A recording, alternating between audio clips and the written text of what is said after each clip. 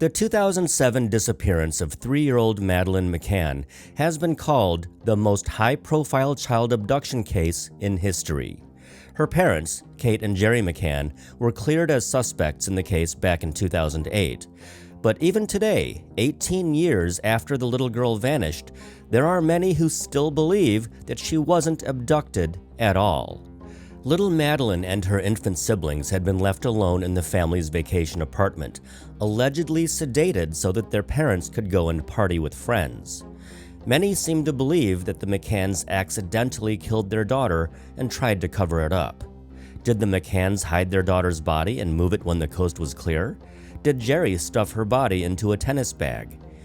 What about the Tapas 7, the friends who were dining and drinking with the McCanns that night? What are they hiding? And what about the sniffer dogs, Eddie and Keela? They detected blood. They detected death. And dogs don't lie. My name is Michael, and if you believe that Kate and Gerry McCann are guilty of a crime, watch until the end because what I'm about to show you might just change your mind. The full newspaper article from my thumbnail and a couple others are available at grimsilence.com, and if you'd like to see more from me in the future, please be sure to like, subscribe, and leave a comment below. There are a bunch of theories about Kate and Gerry McCann, and most of them are at least partially explainable with documented facts, so we'll start with those. The one theory about their alleged guilt that's the most difficult to figure out will come last, and it's actually several different viewpoints of the same thing. We'll start with a bit of background for those who are unfamiliar. In the spring of 2007, Kate and Gerry McCann left their home in Leicestershire, England, to take their 3 children on a family vacation in the seaside town of Praia da Luz, located on the southern coast of Portugal. The mother and father were, and presumably still are, doctors. Kate is a general practitioner, and Gerry is a cardiologist.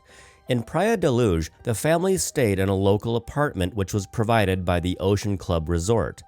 Now famously known as Apartment 5A, this apartment was located just outside the walls that surround the resort's swimming pool, tennis courts, and other amenities. And now let's look at the most widely accepted version of what happened on the night of May 3rd, 2007. On this night, Kate and Gerry McCann, both in their late 30s at the time, put their 3 young children to bed around 7 to 7:30 p.m. The 18-month-old twins, Sean and Amelie, slept in the same room as 3-year-old Madeleine, who was less than 2 weeks away from turning 4. At about 8:30 p.m., the McCann parents left the children alone in the apartment to have dinner at a nearby tapas restaurant. Yes, the Ocean Club offered childcare services at night in what was called a creche, but on this occasion, the McCanns chose not to use those services. The distance from Apartment 5A to the restaurant is variously reported as being anywhere from 40 to 100 meters. Suffice it to say that it was a short walk, although the McCanns did not have a clear view of the apartment from the restaurant. While having dinner with their friends, the McCanns took turns checking in on the children roughly every 30 minutes or so. Gerry McCann checked on the children at about 9:05 p.m., and all appeared to be in order. Sometime between 9 and 10 p.m., Madeleine went missing. It was about 10 p.m. when Kate McCann discovered that Madeleine was not in her bed. Local police were informed within minutes. And this is where things get murky. A major point of contention is how Kate McCann is said to have reacted at first. It is almost universally believed that, upon discovering her daughter missing, the first words out of Kate McCann's mouth were, "They've taken her." Many have observed that this is a strange thing to say if your child disappears, and I agree. If all you see is an empty bed, and those are the very first words you say, that would be strange. But what if this report of Kate McCann's first words is wrong? According to Jane Tanner, one of the so-called Tapas 7, Kate McCann's first words were entirely different. Authorities in Praia da Luz ordered the McCanns and others not to talk about the case publicly for fear that doing so might compromise the investigation. But 4 months later, in September 2007, Jane Tanner defied this order because she didn't like how she was being portrayed in the press, so she spoke up.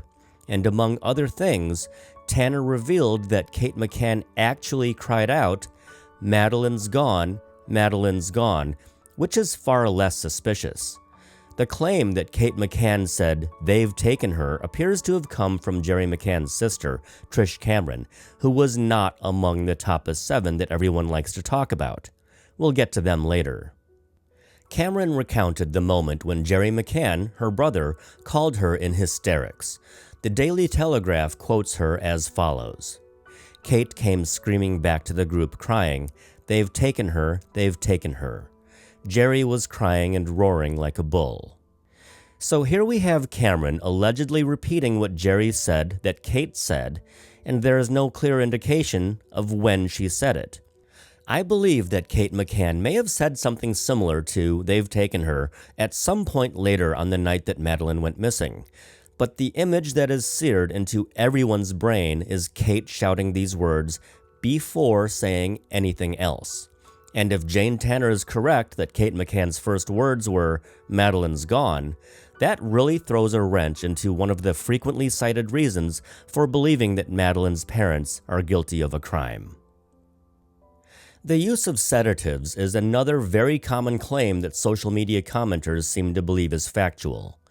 Portuguese authorities were several months into their investigation and had little to show for it, so they came up with multiple theories. According to the Evening Standard, one of those theories was that Kate McCann was mentally unstable, possibly taking antidepressants, and that she killed Madeleine when she just couldn't cope with her energetic little daughter.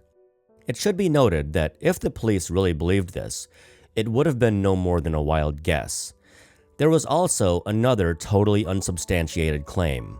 People came to believe, as many still do, that the mother may have been sedating all 3 of her children during the vacation while she and Gerry went out at night.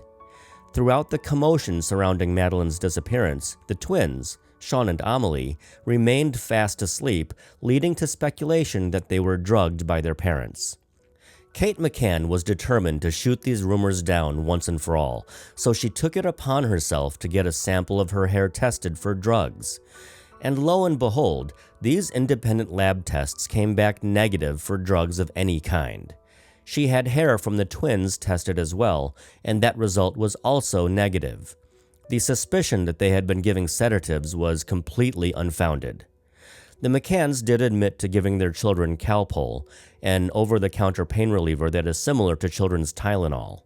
Calpol contains acetaminophen, but it has no sedative properties. Any claim that the McCanns sedated or otherwise drugged their children is nothing but pure speculation and has no basis in fact. The parents refused to take a lie detector test. Only a guilty person would say no, right? Well, not so fast. It's true that the McCanns refused to submit to a polygraph examination, also known as a lie detector test. But there's more to this story than social media commenters are telling you. Portuguese authorities had officially named Kate and Gerry McCann arguidos, meaning they were suspects in Madeleine's disappearance, and much was made of traces of Madeleine's DNA being found in their rented car. We'll talk about DNA soon, but right now, this is about the lie detector. Now, the McCanns initially volunteered to do a lie detector test, and of course, this made headlines. The public, and especially the tabloids, were beginning to turn on them, so they said they would do it. What the McCanns learned a little bit too late was that the test results would not be admissible in Portuguese court if they were to go to trial. In fact, many courts around the world don't accept lie detector tests as evidence because they're garbage and prove nothing. Many studies have concluded that lie detector tests are very unreliable. A 2005 study titled "In Search of the Magic Lasso: The Truth About the Polygraph" concludes that the polygraph examination has limited scientific basis for its use. There is deep uncertainty about its level of accuracy, and this report even attacks the idea that lie detector tests could be accurate in any realistic application, not just in the courts. And the Portuguese authorities never asked the McCanns to do a lie detector for this very reason. Later, an independent polygraph expert offered to test the McCanns anyway. The McCanns very wisely declined, and thus was born the headline, "Kate McCann refuses to take a lie detector test." Some will undoubtedly argue that they should have done it to prove their innocence to the public, but as we've already established, it would have proven nothing. Had Kate and Gerry McCann been shown to be lying, whether it was accurate or not, angry mobs would have demanded their heads. And what if they were to pass with flying colors? Critics would probably do a little research and then say exactly what I just told you about lie detectors being unreliable. The truth about polygraphs only matters when people don't like the result. In 1994, 23-year-old Susan Smith reported that her 2 boys had been abducted in a carjacking. The distraught mother made impassioned pleas in front of news cameras. She was emotional, she was convincing, and she was lying through her teeth. I want to say to my babies that your mama loves you so much. Across 9 emotional days. I can't even describe what I'm going through. I mean, my heart is just, it just aches so bad. Susan Smith betrayed America. In reality, Susan Smith had strapped her children into her car. Michael was 3 years old, Alex was only 14 months, and then she drove the car into a lake where it slowly filled with water and sunk with the boys inside. Smith was sentenced to life in prison. If only Kate and Gerry McCann had put on such a convincing performance. But today, all these years later, a very hot topic in comment sections is how Kate and Gerry McCann just didn't look sad enough in their many media appearances. No emotion, they didn't look like grieving parents, they were calm, not hysterical. But according to witness accounts on the night that Madeleine disappeared, the McCanns were anything but calm. The Evening Standard printed the following in 2007. The Standard has been told that Mrs. McCann's reaction on discovering Madeleine had vanished at 10 p.m. was of utter despair. Mrs. McCann raced from the apartment to the Tapas bar screaming, "Madeleine's gone, Madeleine's gone." Mr. McCann also became distressed, and the couple were sobbing and screaming. The source said, "Eyewitnesses are convinced there is absolutely no way they could have been faking it. It would be absolutely impossible." It's extremely easy to claim that they were faking it or that they don't meet everyone's standards for how grieving parents should have acted. It's easy to say a lot of things from behind the shield that is the internet, things you wouldn't dare say to someone's face. But for the record, British police experts advised the McCanns not to cry in public. The concern was that whoever had taken Madeleine would get off on seeing them suffer. So the advice was to hold back the emotions when the cameras were rolling, which was always. And when Kate McCann did cry during an interview, a psychiatrist had the gall to accuse her of putting on a circus act. Grief doesn't follow a script. And as we learned from Susan Smith, tears don't prove innocence. And dry eyes don't prove guilt. 3 may keep a secret if 2 of them are dead. Benjamin Franklin. It's a clever quip with an unambiguous point. Secrets collapse. So how likely is it that 7 people could keep one for nearly 2 decades? The 7 friends with whom Kate and Gerry McCann drank and dined are collectively known as the Tapas 7, or the Tapas 9 if you include the McCanns in this alleged conspiracy. In 2011, The Independent described how media outlets were under intense pressure to keep the headlines coming. One newspaper came up with the Pact of Silence idea, and the tabloids ran with it. Today, many in online circles still insist that the Tapas 7 had agreed on a Pact of Silence to help the McCanns conceal a crime. It is said that they know the truth of what happened to little Madeleine McCann, but they remain resolute in refusing to turn on their pals Kate and Gerry. Nobody can prove that the Tapas 7 had made no such pact. But can anyone prove that they did? There is zero evidence that 7 people, to this very day, have successfully conspired to cover up Kate and Gerry McCann's alleged deceit for 18 years. We're talking about 7 law-abiding adults, most of whom were doctors like the McCanns. If the McCanns really had done something horrible, why would these friends risk their reputations, their careers, and even their freedom to conceal it?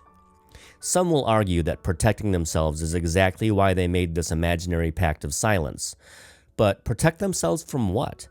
The fact that they too were leaving their kids unattended and doing the same periodic checks that the McCanns were?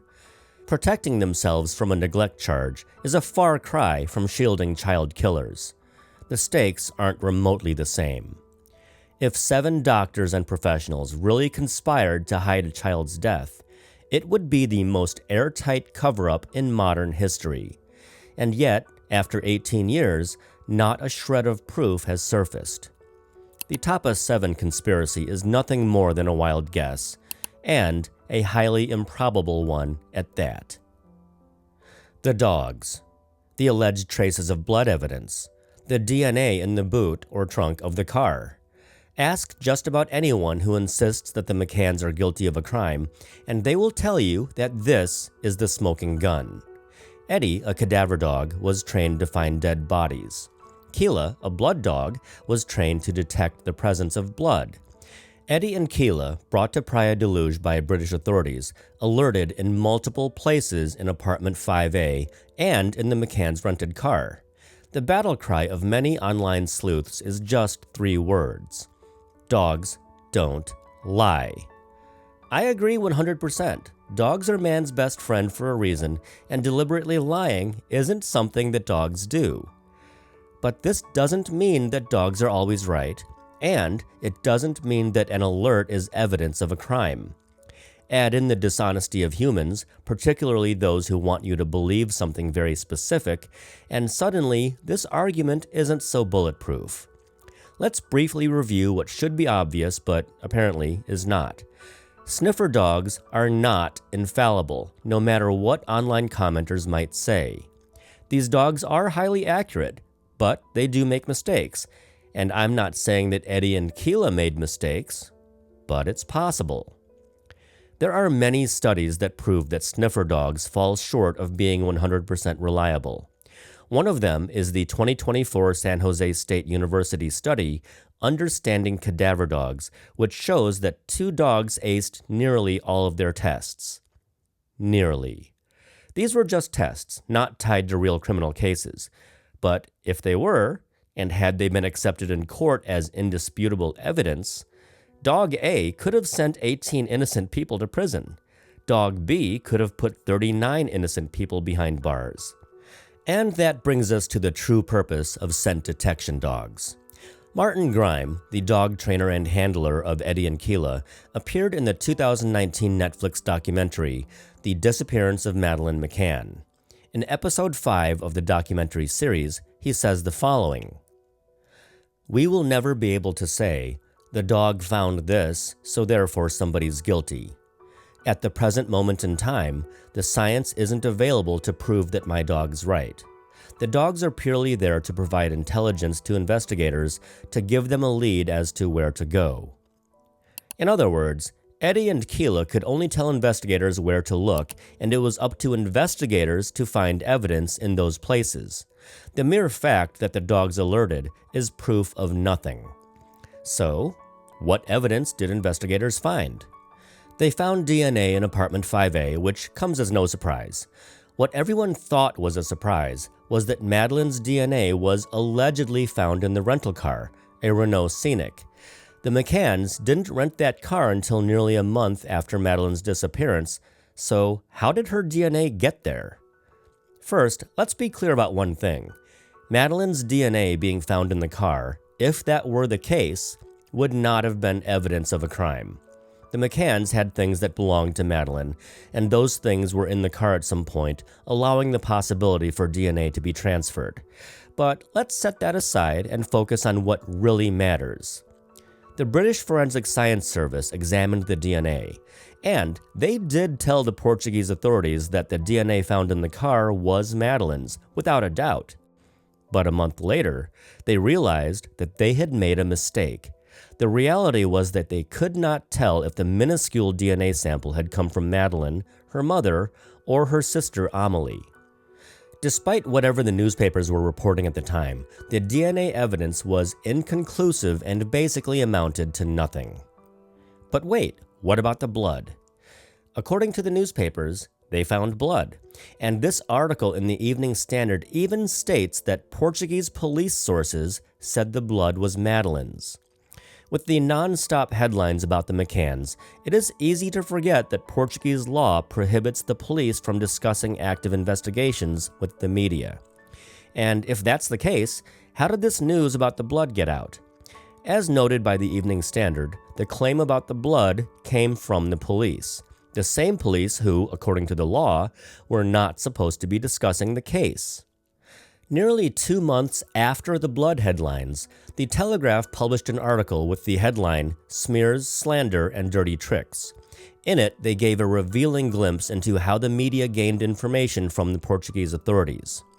A high-ranking Portuguese officer who had just removed himself as police spokesman on the McCann case had told several close colleagues that he was, quote, exasperated with the constant leaks from junior officers who, in exchange for extravagant meals, were willing to either reveal snippets of confidential information or to embroider vague facts if they felt that that was what their moles in the Portuguese media wanted. The article goes on to quote a Portuguese freelance reporter.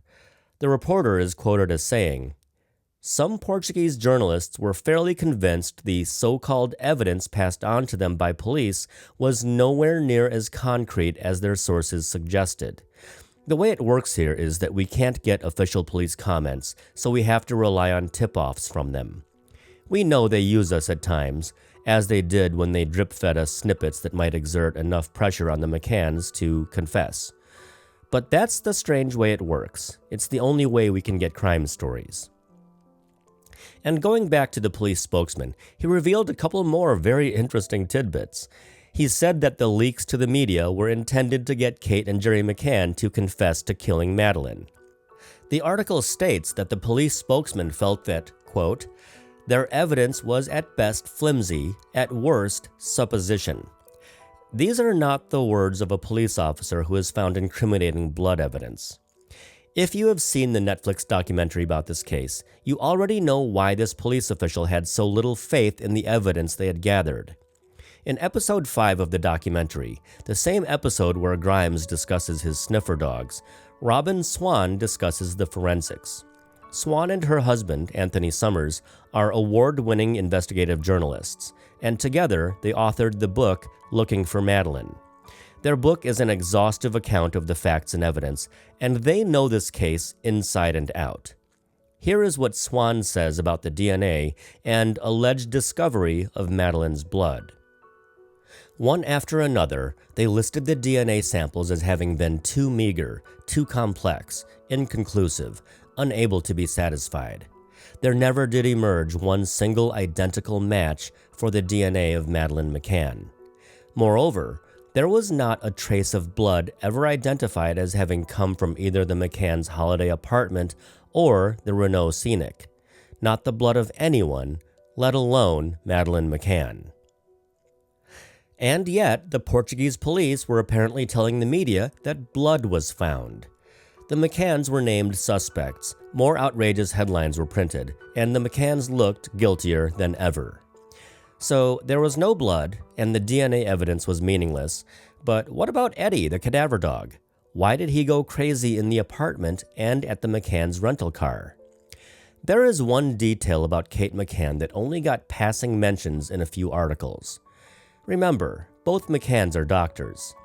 Kate McCann had come into contact with 6 deceased patients in the months leading up to the holiday, a fact that could easily explain Eddie's alerts. And if this claim had not been true, it's hard to imagine that investigators and the media wouldn't have exposed it. The public was told there was blood. There wasn't. They were told there was DNA proof. There wasn't. They were told that dogs had solved the case. They hadn't. Dogs don't lie, but people do, and in the McCann case, lies about the forensic evidence were rampant. Those who suspect that Kate and Gerry McCann are guilty of killing their daughter or covering up her death generally believe 2 things. Number 1, Madeleine died in the apartment. Number 2, they moved her body. It's certainly possible that Madeleine could have died in apartment 5A, but by whose hand is impossible to say. An intruder could have killed her, but I'll play devil's advocate here. Let's imagine for a moment that Madeleine McCann either died accidentally or was accidentally killed by her parents. And then Kate and Gerry needed to cover it up. Nobody has ever suggested that they had plotted to murder their 3-year-old while on vacation in a foreign country. In addition to the theory that Kate was depressed and mentally unstable, Portuguese authorities also theorized the exact scenario that we are entertaining here: an accidental death followed by a cover-up. And I'll admit that I don't have any newspaper articles to conclusively prove that this didn't happen, so let's game out the most likely scenarios. Witnesses have confirmed that they saw Madeleine McCann alive on May 3rd, so any suggestion that she died days earlier is automatically out the window. But she could have died before dinner, not during, so let's go with that. In the interest of giving the McCanns as much time as possible to move their daughter's body before the police are called, let's imagine that Madeleine died sometime after 5:30 p.m. when Kate McCann picked her up from the Ocean Club's childcare service. And with their daughter suddenly being dead and a cover-up now in the works, would the McCanns really keep their dinner appointment at the Tapas restaurant and then call the police that night? Still playing devil's advocate, let's say the McCanns actually made that decision. People do strange things when they're distraught. Maybe they were in denial. But still, in this hypothetical cover-up, they were in a foreign country, their daughter was dead, and they needed to hide her body. And the fact that they made it to dinner that night suggests that whatever they did it quickly, and they most likely would have done it before going to dinner. For Gerry McCann to move and conceal the body during his one brief check at 9 p.m. would have been all but impossible. And just so we're all aware, sunset in Praia de Luz would have occurred at about 8:25 p.m. local time. So any pre-dinner body disposal would have been done in the light of day. One theory is that Gerry McCann stuffed his daughter's dead body into a large gym bag or tennis bag. To be clear, this is 100% internet speculation, but for our purposes, it's legit. Gerry used this bag to dispose of Madeleine's body in such a way that, in 18 years, it would never be located. And somehow, he did this before dinner time in a popular tourist destination without being seen. This YouTube commenter suggests that a taxi was used. Okay, sure, the McCanns didn't rent a car in Praia de Luz until 25 days after Madeleine vanished, so they would have needed a taxi to move the body. But in order for this to work, Gerry McCann would have to haul that large gym bag out to the street right next to the popular Ocean Club resort, get into a taxi, find the perfect place to dump the body, and then make it back to the Ocean Club in time for dinner, no questions asked. And assuming he pulls this off without a hitch, Gerry would also need the taxi driver and everyone who saw him with that gym bag to forget he ever existed. With the non-stop press coverage the McCanns received after the disappearance of Madeleine, it's extremely hard to believe that people saw but didn't report Gerry with the gym bag, or Gerry getting in and out of a taxi just hours before his daughter was reported missing. Also, following the initial outpouring of sympathy, many Portuguese citizens turned on the McCanns after they were officially named suspects in their daughter's disappearance. This was largely due to outrageous claims made by the tabloids, but people started to believe the McCanns were guilty, and a taxi driver, or anyone for that matter who could sink the McCanns, would have instantly become a national hero. Another wild speculation is that Gerry McCann carried his daughter's body to the sea and dumped her in the water, again, before dinner time and during daylight hours. This one seems even more implausible than the taxi. To reach the nearest stretch of coastline, Gerry McCann would have had to haul that gym bag past several blocks of apartment buildings and storefronts and cross at least 2 major roadways, with nobody noticing. And if he somehow gets to the coastline undetected, then what? Does he drop Madeleine's body in between some rocks and hope she isn't found? The initial response from Portuguese authorities may have been deeply flawed, but the search of the Ocean Club Resort and the surrounding area was thorough. And it wasn't just the police who were searching. Practically the entire town was looking for the girl. But what if the McCanns didn't throw her in the sea and they just found a nearby hiding place?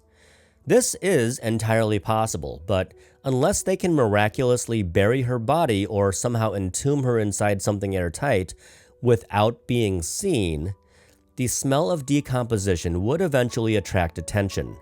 And again, extensive searches of the area were conducted.